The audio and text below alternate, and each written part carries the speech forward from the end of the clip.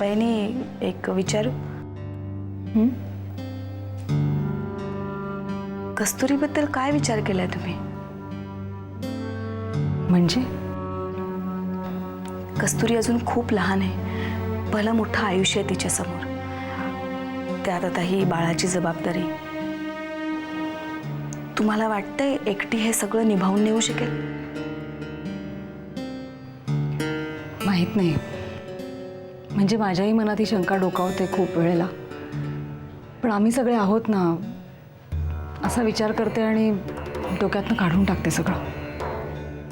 नाही, पण तरीही प्रत्येक मुलीला वाटतं ना आपला संसार असावा. नाही, तुम्ही कधीही तिला अंतर देणार नाही याची खात्री आहे मला. पण तरीही काय म्हणायचंय तुला? वहिनी, तिच्या डिलिव्हरी नंतर मला असं वाटतंय तुम्ही तिच्या दुसऱ्या लग्नाचा विचार करायला हवा.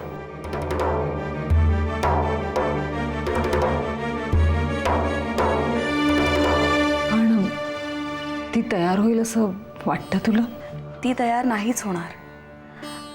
कुणाला वाटेल या घरातून निघून जावं,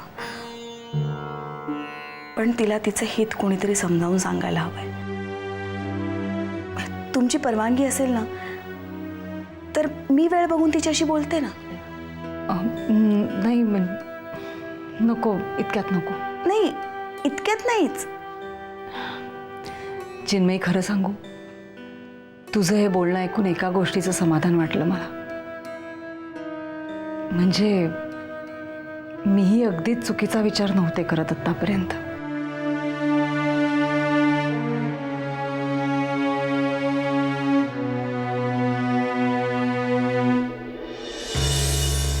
दादा, ज्या 3 साक्षीदारांना आपण आशुतोषच्या बाजूने साक्ष देण्यासाठी तयार केलं होतं, त्या तिघांनीही पोलीस स्टेशनमध्ये जाऊन आपली साक्ष फिरवली. अच्छा, म्हणजे नीतिमत्तेपेक्षा स्वार्थाचं पाळणं जड झालं. बर, आपण एकदा पुन्हा बोलून बघूया ना त्यांच्याशी. नाही नाही, त्याचा काही उपयोग होणार नाही. कस्तुरी, माणसाचं इमान एकदा फिरलं ना की पुन्हा अशा माणसावरती विश्वास ठेवणं फार अवघड होऊन बसतं. हे मला पटतंय तुमचं दादा, पण अशा पद्धतीने जर एक एक माणूस आपल्याकडे पाठ फिरवायला लागला तर आपल्या केसचं भवितव्य कठीण आहे. दादा, रघुनाथने जशी पैशाची ताकद लावली तशी आपण एखादी ताकद लावली तर? अशी ताकद फक्त एकच आहे माझ्याकडे, महाराज. दादा, तुम्ही नारायणाचे उपासक, त्यामुळे लक्ष्मीचं महत्त्व तुम्हाला कधीच कळलं नाही. हे जग जरी नारायणाने निर्माण केलेलं असलं तरी ते चालवते लक्ष्मी. तरी तुमच्या त्या लक्ष्मीची जागा ही नारायणाच्या पायापाशीच असते हे विसरू नका. हे कलियुग आहे दादा. इतर 3ही युगातले नियम या युगात लागू पडत नाहीत. बळी तो कानपिळी हे एकच तत्व इथे अंमलात आणलं गेलं आणि यापुढे जाईल. ही तुमची दुसरी हार होती. पहिली सृजा जोशी, दुसरी 3 साक्षीदार, आणि यापुढचं माझं टार्गेट तुमचं घर असणार आहे. अजूनही वेळ गेलेली नाही. केस मागे घ्या, मी हे सगळं थांबवतो. रघुनाथराव, मी जास्त काही बोलत नाही, पण जगामधली कुठलीही गोष्ट मी करतो असं म्हणून कोणी सुरू करू शकत नाही, तसंच मी थांबवतो असं म्हणून कोणी थांबवू शकत नाही. तुम्ही तुमचं पहिलं पाऊल हे चुकीच्या मार्गावर टाकलेलं आहे रघुनाथराव. तुम्हाला आता कुठे घेऊन जायचं हे महाराजच ठरवतील. जय गुरुदेव.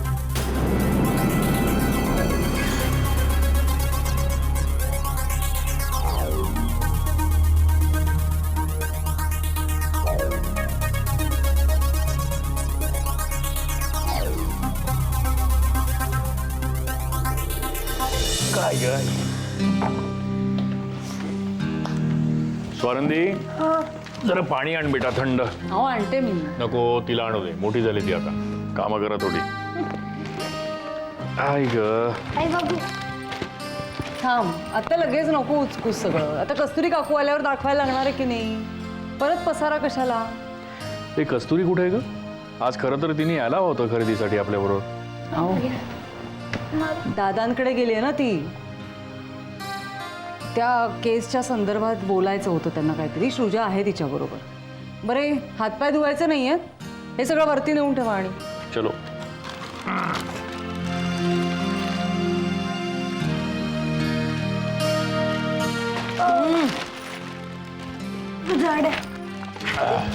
पसारा करू नका. का ग दादांकडे का गेलेत, काय विशेष? हो तेच म्हणत होते मी की दादा, कस्तुरी, सृजा आणि आलोक हे सगळेजण भेटणार होते त्या युवराजच्या केसच्या संदर्भात.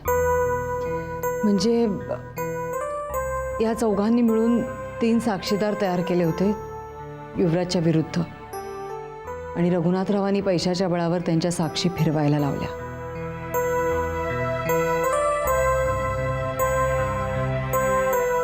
ओ माय गॉड, आपला एकही प्रयत्न यशस्वी होऊ देत नाहीयेत हे रघुनाथराव. हो, म्हणजे त्यामुळेच कस्तुरी जास्त दुखावल्यासारखे झाले. आता ह्या केसच्या संदर्भात पुढे काय पावलं उचलायची त्यासाठी भेटणार होते सगळे. अगं पण कस्तुरीनं या अशा अवस्थेमध्ये ही अशी दगदग करणं बरं आहे का? सरिता, तू एकदा सांग ना ग तिला. नाही, मी सांगेनच, पण ती कितपत ऐकणार आहे याच्याबद्दल शंका आहे मला. सांगेन मी, पण आता काय झालंय, ती जरा भारावल्यासारखी झाली. म्हणजे सृजासारखी सत्यवादी मैत्रीण तिला मिळाली आहे, आलोकसारखा आदर्शवादी मित्र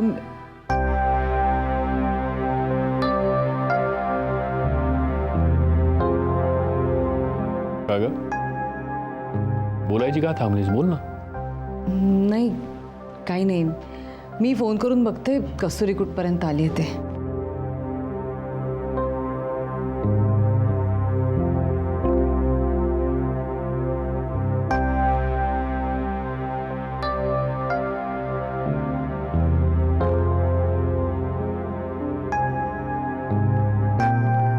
बाबा, आपली फटाक्यांची खरेदी अजून राहिली आहे.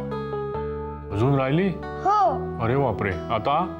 जायचं आणि घ्यायचे फटाके. बरं बरं, आपण एक काम करूया, आपण ना यावेळेला होलसेल मार्केटमध्ये जाऊया फटाक्यांच्या, म्हणजे आपल्याला खूप फटाके घेता येतील. चालेल? चालेल. यस.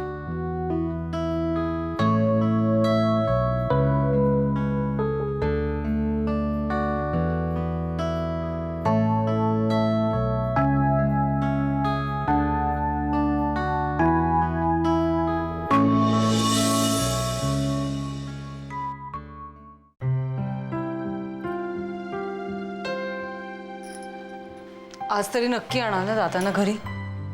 हो ग, आज त्याला घरी यायलाच पाहिजे. आता त्यानं तिथे एकट्याने राहणं खरंच बरं नाही.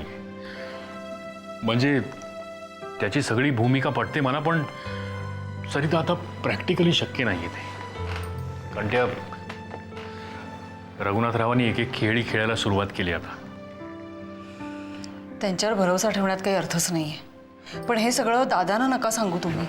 त्यांना म्हणावं त्यांची आपल्याला गरज आहे म्हणून या तुम्ही, तरच येतील. नाहीतर परत काहीतरी तू नको काळजी करू, मी बघतो काय करायचं ते. हां, चल निघतो मी. आता कोण आलं? मी आत येऊ शकतो का? डॉक्टर, मी तुम्हाला तुमच्याच घराची ओळख करून द्यायला आलोय. म्हणजे? कळेल? या या डॉक्टर. डॉक्टर, हे तुमचं घर सुखी, समाधानी, कोणालाही हेवा वाटावा असं हे घर. याच घरात तुमचं स्वयंपाकघर आहे, जिथं वर्षानुवर्ष अन्नपूर्णा वास करते. संकटांचा भडीमार होऊन देखील आज तागायत या घरातून कोणीही उपाशी पोटी गेलं नाही. याच घरात तुमची एक खोली आहे, जिथं तुमचं सर्वस्व असलेली तुमची बायको आणि तुमच्या 2 मुली राहतात. याच घरात दादांची एक खोली आहे, तिथून वाहणाऱ्या अध्यात्माच्या वाऱ्याने सगळ्या जगाला सुगंधित केलं. याच घरात कस्तुरीची देखील खोली आहे, तुमची भावजय, जी आज तुमच्या भावाची शेवटची निशाणी कुशीत बाळगून आहे. याच घरात तुमची एक खोली आहे, जिथं तुमचं सर्वस्व असलेली तुमची बायको आणि तुमच्या 2 मुली राहतात. याच घरात दादांचीही खोली आहे. तिथून वाहणाऱ्या अध्यात्माच्या वाऱ्याने सगळ्या जगाला सुगंधित केलं. याच घरात कस्तुरीची देखील खोली आहे. तुमची भावजाई जी आज तुमच्या भावाची शेवटची निशाणी कुशीत बाळगून आहे. सर पण हे सगळं तुम्ही मला का सांगताय? मी तुम्हाला तुमच्या जवळ असलेल्या वैभवाची जाणीव करून देतोय डॉक्टर. हे सगळं वैभव स्वतःच्या हातांनी का उधळून देताय तुम्ही? या घरावर जर माझी वक्रदृष्टी पडली तर यातलं काहीही शिल्लक राहणार नाही. त्यापेक्षा बस.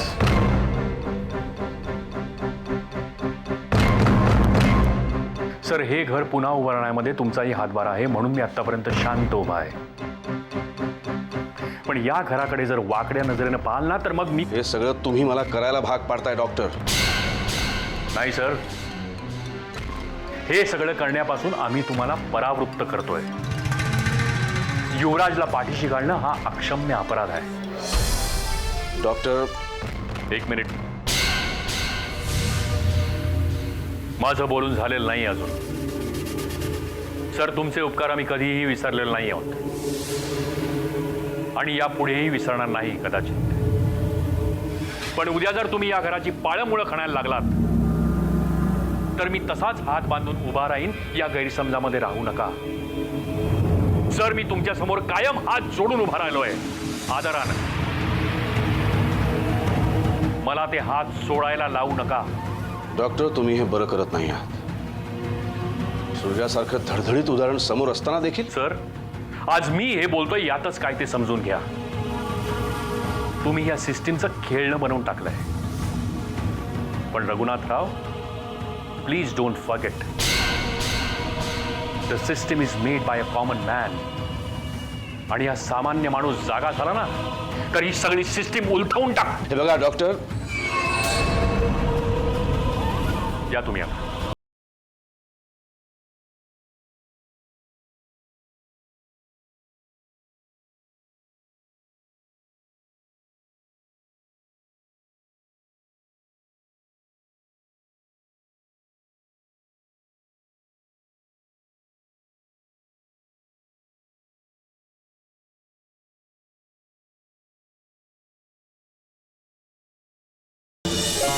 मीरा खेळ ग पटपट.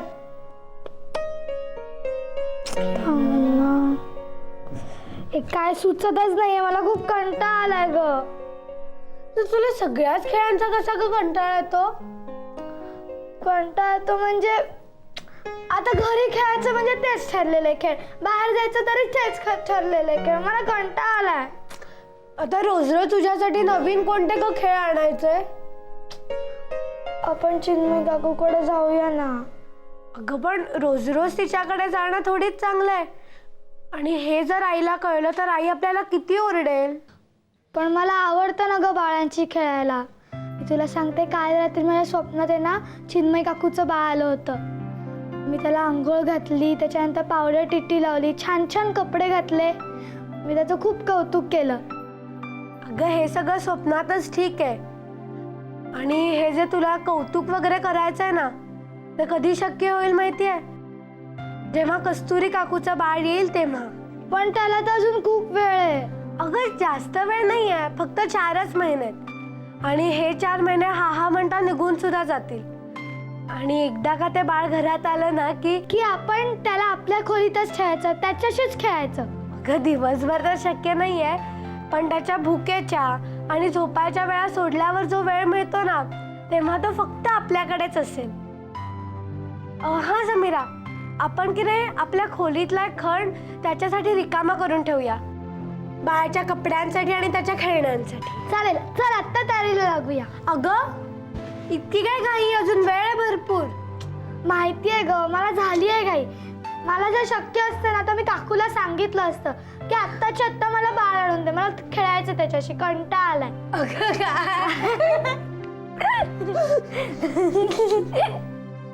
आता खेळ ना समीरा, कंटाळा आलाय मला. Please please last. डॉक्टर, मी तुम्हाला तुमच्याच घराची ओळख करून द्यायला आलोय. म्हणजे कळेल?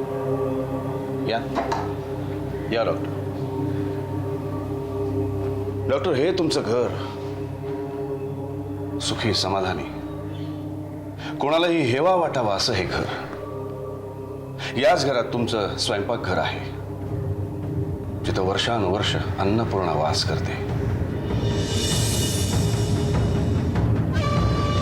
संकटांचा भडीमार होऊन देखील आज तागायत या घरातून कोणीही उपाशीपोटी गेलं नाही. याच घरात तुमची एक खोली आहे, जिथं तुमचं सर्वस्व असलेली तुमची बायको आणि तुमच्या 2 मुली राहतात. याच घरात दादांची एक खोली आहे, तिथून वाहणाऱ्या अध्यात्माच्या वाऱ्याने सगळ्या जगाला सुगंधित केलं. याच घरात कस्तुरीची देखील खोली आहे, तुमची भावजाई, जी आज तुमच्या भावाची शेवटची निशाणी कुशीत बाळगून आहे. मी तुम्हाला तुमच्या जवळ असलेल्या वैभवाची जाणीव करून देतोय डॉक्टर. हे सगळं वैभव स्वतःच्या हातांनी का उधळून देताय तुम्ही?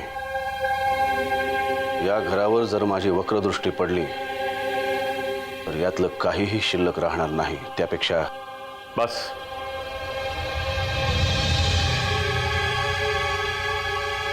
सर, हे घर पुन्हा उभारण्यामध्ये तुमचाही हातभार आहे, म्हणून मी आतापर्यंत शांत उभा आहे. पण या घराकडे जर वाकड्या नजरेनं पाहाल ना, तर मग मी हे सगळं तुम्ही मला करायला भाग पाडताय डॉक्टर. नाही सर, हे सगळं करण्यापासून आम्ही तुम्हाला परावृत्त करतोय.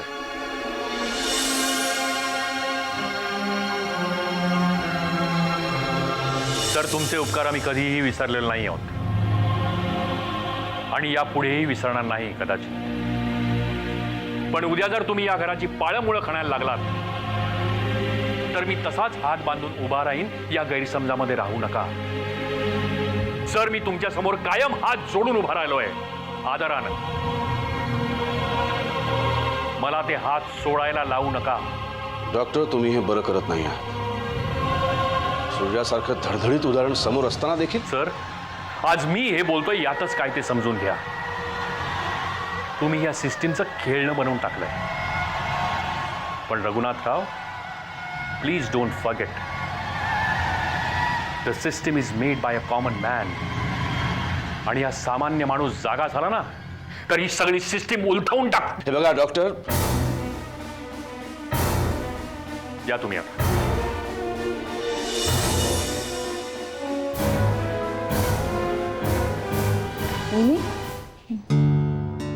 काय रघुनाथराव येऊन गेले आता?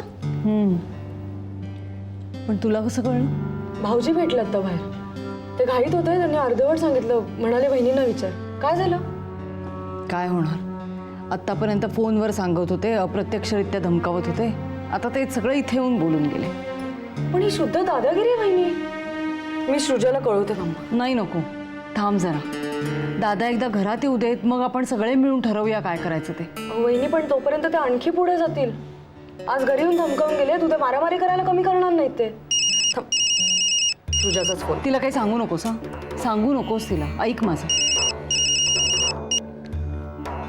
हॅलो. हा सृजा, बोल. अच्छा, म्हणजे आता आपल्याला आपल्या हालचालींचा स्पीड पण वाढवायला लागणार आहे. बरं, तू दादांशी बोललीस? ठीक आहे. काय झालं? आशुतोषच्या केसची तारीख पडली येत्या मंगळवारी, बरोबर 4 दिवसांनी. आता काही चमत्कार घडलाच तर या 4 दिवसांमध्येच घडेल.